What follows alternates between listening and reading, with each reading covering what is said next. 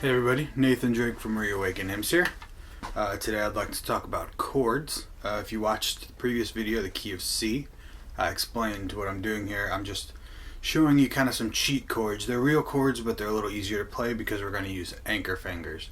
And I'll show you the 1, 4, 5, and 6 today in the key of G.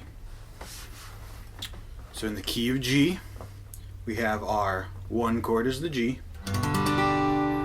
Our 4 chord is the C. Our 5 chord is the D. And our 6 chord is the E minor. So, in the way that I play it here with our anchor fingers, our G will just be your typical G. Our C will not be a typical C, but you'll keep these anchor fingers here on the bottom. I'm using both of these. You could just use this one on the B string, but I'm going to use both as anchor fingers, and these aren't going to move on all of our chords. So for the G, we have our typical G. Our C, you take these top fingers down to a C. For our D, you can move them to where you would play D. Then our E minor, you move them where you play E minor. So these two fingers, your pointer finger and your middle finger, are going to play the chords just like they normally would, but these two fingers here are going to stay down here. So we have our G, our C, our D, and our E minor. Now, I will often, instead of playing a D, will play a D over F sharp, which would be this. The difference is you have an F sharp as your bass note.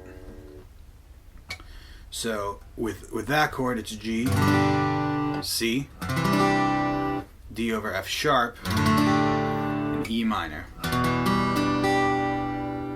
So anytime you see me playing a hymn video in the key of G, you're probably going to see these chords here.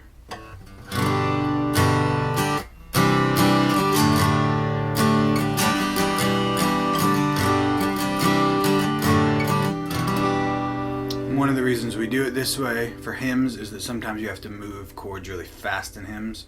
So keeping those anchor fingers right there will help you move the chords.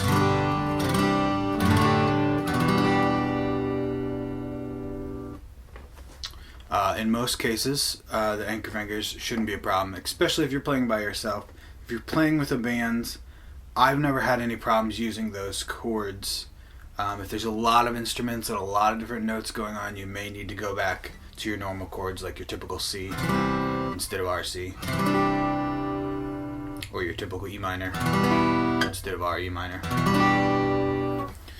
But when you're playing by yourself, they sound great and they're much easier to move around.